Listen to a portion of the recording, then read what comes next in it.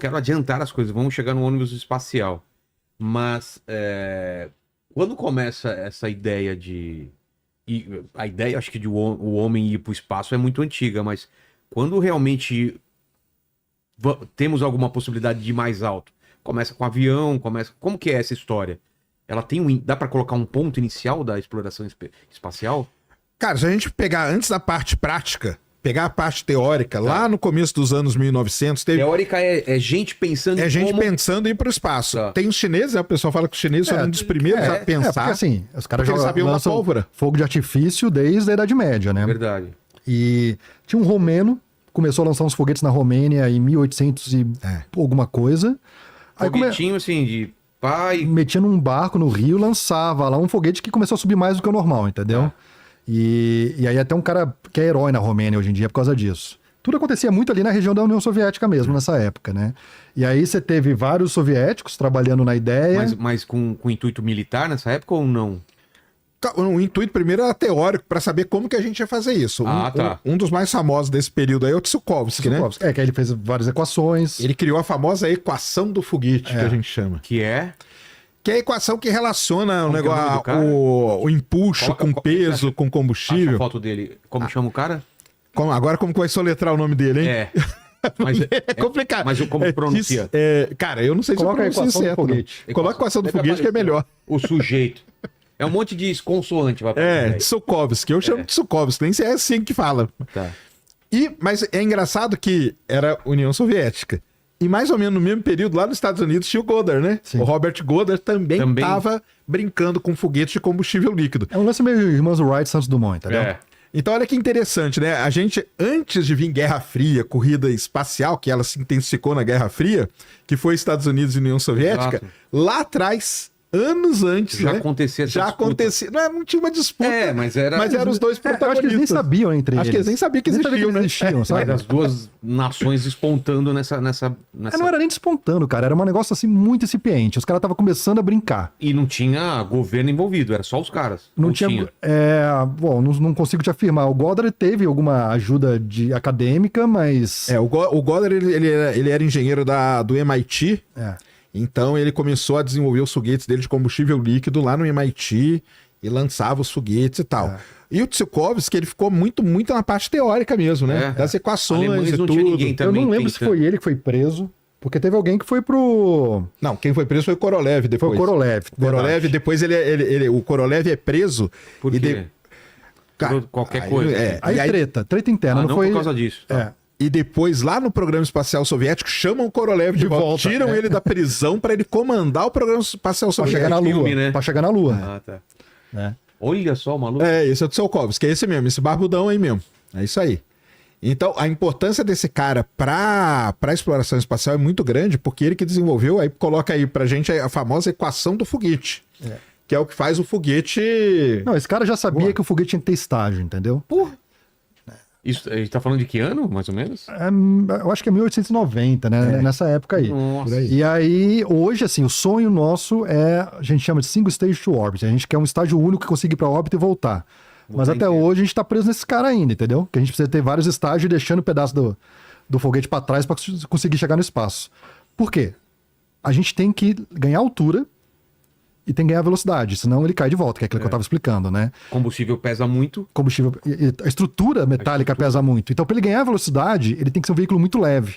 Aí ele tem que jogar embora tudo aquilo que ele usou para ganhar altura primeiro. Então, normalmente a gente considera que primeiro você tem que vencer a atmosfera, tem que ganhar altura. Aí depois você começa a ganhar velocidade. É isso? Não é isso. Não. Equação do foguete, só colocar a equação do foguete mesmo. Cara, negócio de foguete é um negócio muito interessante, que é o cachorro, eu falo que é o cachorro correndo atrás do rabo, né? Por quê? Você quer um foguete maior para ir mais longe, quer colocar mais combustível, só que aí o foguete fica mais pesado. Aí precisa de mais combustível para levar mais peso. É meio...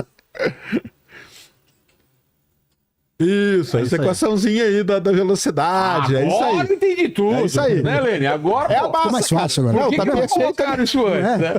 Explica pra nós, pelo amor de Deus. Vamos lá. Ali é a velocidade que você ganha. Então, o delta V é quanto que você está ganhando de velocidade. E aí, a velocidade inicial, e aí você tem o logaritmo natural da massa inicial sobre a massa final. Então, isso é a ideia Essa é a ideia do combustível. Do combustível. Perdendo, ou do estágio. Você vai perdendo o estágio, você tá largando massa para trás. Pra trás. Para quem quiser aí, ó, essa equaçãozinha aí, para quem joga Kerbal, lá no Kerbal tem equação. Porque uma das coisas mais difíceis é quanto de ΔV. Tá vendo o ΔV ali? É o começo da equação. Isso aí é o quanto eu tenho que colocar no foguete para ele começar a fazer as coisas e tal. A galera que joga Kerbal aí vai saber do ΔV, porque toda hora eles têm que mexer no ΔV. Então a galera que joga Kerbal... Esse conceito de ΔV é o básico da astronáutica, né? Então você quer fazer, por exemplo, uma correção de órbita de um satélite. Quanto que eu preciso de ganho de velocidade? É o tal do ΔV. Eu preciso sair do solo e chegar no espaço, o foguete. Quanto que é o ΔV que eu preciso para chegar no espaço? E aí esse ΔV, você inclui um monte de coisa. Então você inclui todas as perdas, por exemplo, atmosféricas. Então um veículo que está indo para o espaço, as moléculas da atmosfera estão freando ele o tempo todo. Então qual que é a energia que está sendo perdida nessa história? Então aí você normalmente tem um número fixo de ΔV, no sentido de que, olha, eu preciso de tanto para chegar no espaço, e aí você faz um foguete que consegue entregar aquele ΔV, por isso que essa equação é importante, que é a equação que você consegue enxergar de uma maneira prática quanto que é o ΔV que você está gerando com um veículo com determinadas características. Essa que é a ideia. E a equação que o cara fez lá, 1890, 1900. Essa equação que o cara faz... Cara, esses caras, eles eram... o cara é igual Newton, cara. Tipo assim, voltando mais pra trás, né? O cara tá... É mental só o trabalho? Não, Vilela, chegou o Galileu e falou assim, pô, eu tô aqui observando isso aqui, tô olhando aqui os anotados do meu professor, do meu chefe lá, que era o Tycho Brahe, cheguei à conclusão que a órbita funciona de tal maneira. Isso foi em 1500, 1400? 1400. Isso aí. Né, o Galileu falou isso. Só que não tinha uma matemática que demonstrava por que aquilo acontecia. Simplesmente... É o Kepler, né? O Kepler. Kepler, o Kepler que falou isso, Kepler falou isso. E aí ele tem as 3 leis de Kepler e tal, que ele falou, observando, ele falou assim, bom, as coisas funcionam dessa maneira, eu tô aqui formulando 3 leis de como que as coisas funcionam em órbita.